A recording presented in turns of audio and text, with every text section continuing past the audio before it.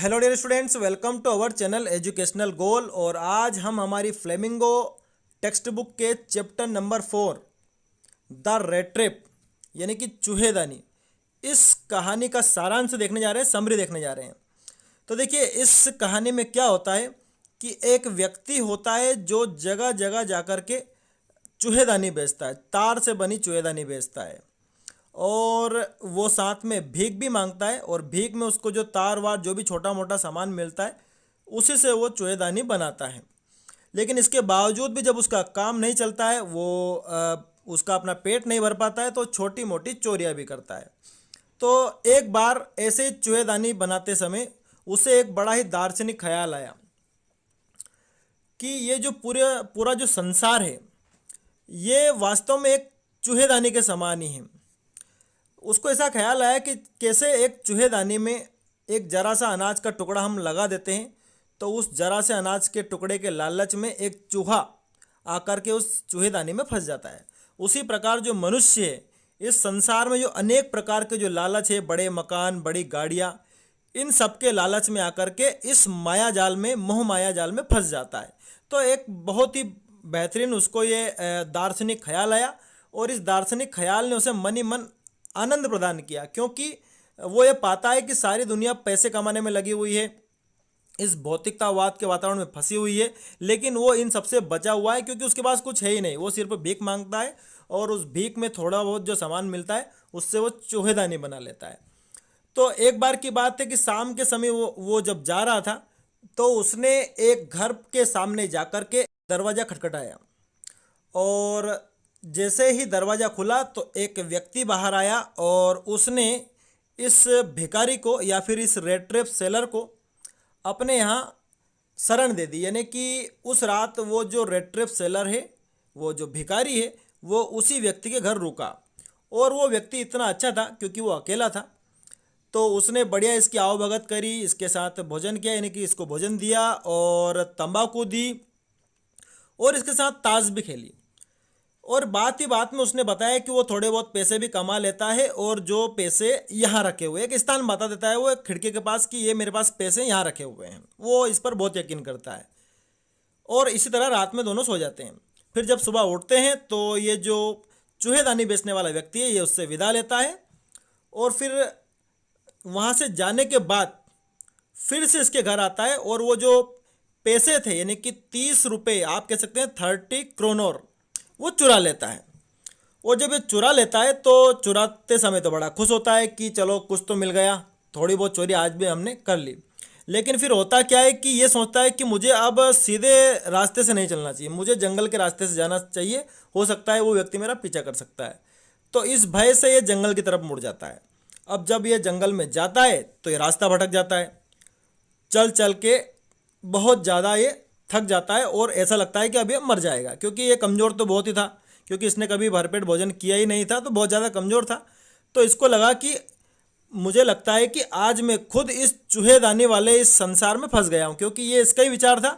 कि आदमी एक बार लालच में आ जाता है तो उस लालच के उस संसार से बाहर निकल ही नहीं पाता। तो इसको ऐसा लगता है आज कि आज उसने जो पैसे चुराए हैं, इसी वजह से वो भी इस चूहेदानी, इस लालच के संसार में फंस गया है। फिर उसको तुरंत एक आवाज़ आती है, और वो पाता है कि ये जो आवाज़ है ये एक आयरन फैक्ट्री की है। तो वो पूरी हिम्मत जुटा करके कैसे भी करके उस फैक्ट्री तक पहुंच जाता है। वहाँ पर लोग अभी भी काम कर रहे हैं, और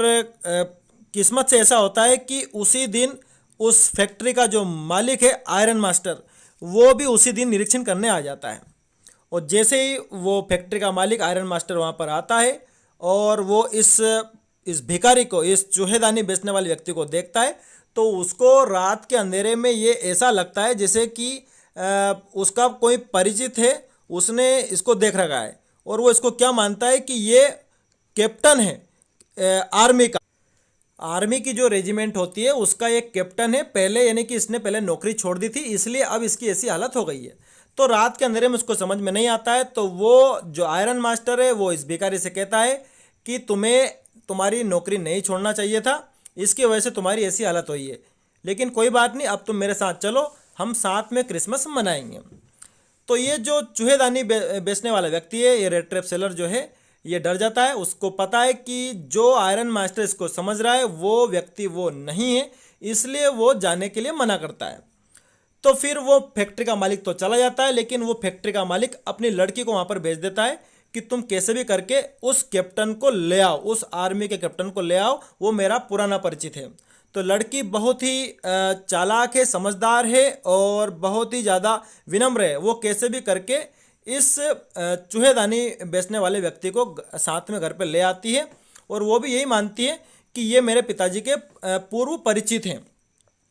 अब जैसे ही चूहेदानी बेचने वाला उस लड़की के साथ घर पे आता है और अगले दिन उसको बढ़िया नहा धुलाया जाता है और उसकी शेविंग कर दी जाती है, और जब सुबह के प्रकाश में जब वो फैक्ट्री का मालिक उसको देखता है कि ये व्यक्ति तो वो है ही नहीं जिसको मैं जानता हूँ, ये तो कोई और है, तो फैक्ट्री का मालिक उस पर भड़क जाता है और उससे कहता है कि तुम्हें यहाँ से तुरंत चले जाना चाहिए, अन्यथा मैं तुम्हें पुलिस के हवाले कर दूंगा। तो चूहेदानी बेचने वाला व्यक्ति कहता है कि देखो, मैं तो आपको उसी समय कह रहा था कि मुझे आप मत ले जाओ,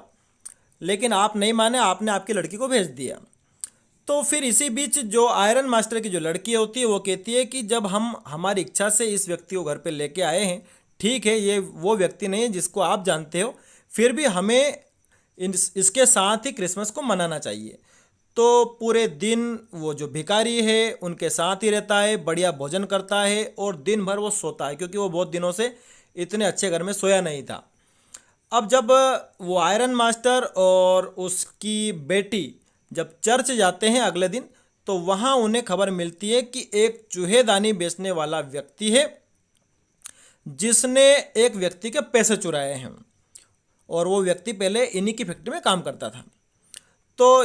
वो जो आयरन मास्टर की जो लड़की है उसको बहुत बुरा लगता है और आयरन मास्टर को भी बुरा लगता है कि हो सकता है कि अभी वो व्यक्ति घर पे है हमारे, और वो उसने वहाँ पर भी चोरी कर ली होगी और वो वहाँ से चला गया होगा।